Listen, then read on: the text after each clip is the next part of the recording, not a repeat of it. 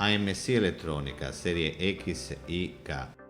Cómo activar o desactivar el sonido del teclado. Del menú periférico entramos en el menú teclado presionando el botón check. Presionando el botón flecha bajar llegamos al menú teclado 01 K, flecha izquierda, flecha derecha, A.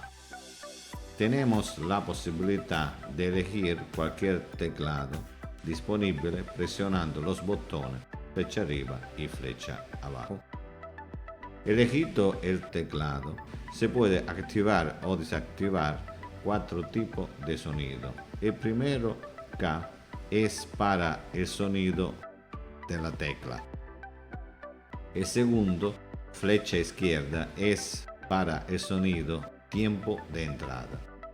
El tercero, flecha derecha, es para el tiempo de salida. Y el cuarto es para el timbre de zona. Cuando estamos en el menú teclado 01K, flecha izquierda, flecha derecha, A, si miran la segunda línea del teclado, podemos ver que debajo a K, flecha izquierda, flecha derecha, A, están cuadradito y punto. Cuando tiene el cuadradito, el sonido está activado. Cuando tiene el punto, está desactivado. Para cambiar la programación presente, presionar el botón check. El primer punto parpadea. Presionando el botón flecha derecha se elige el sonido y activar o desactivar.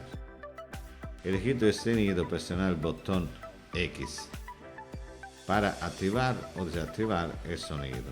Recuerde el cuadradito activado, punto desactivado. Presionar la flecha a la derecha más veces para regresar al menú principal.